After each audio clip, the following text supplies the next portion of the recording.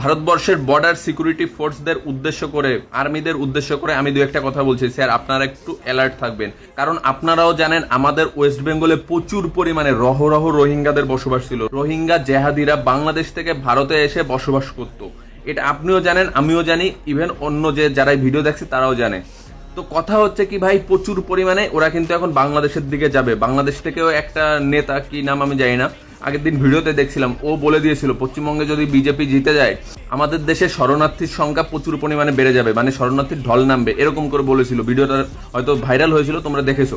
তো কথা হচ্ছে কি ভাই, পশ্চিমবঙ্গে যে সমস্ত রোহিঙ্গারা ছিল তারা কিন্তু ভারতবর্ষ ছেড়ে আবার বাংলাদেশে যাবে, বর্ডার দিয়েই যাবে, বর্ডারে লুকিয়ে যাবে, না হলে যে কোনো পর্যায়ে তারা কিন্তু বাংলাদেশে যাবেই। অতএব সিকিউরিটিদের, বর্ডার সিকিউরিটি যে স্যারেরা রয়েছে তাদের উদ্দেশ্যে বলছি, স্যার আপনারা একটু প্লিজ অ্যালার্ট থাকবেন, সচ্ছল থাকবেন। আপনাদের উপরে আমাদের 100%, 100% বিলিভ রয়েছে, বিশ্বাস রয়েছে। ভারত মাতা কি জয়, জয় শ্রীরাম।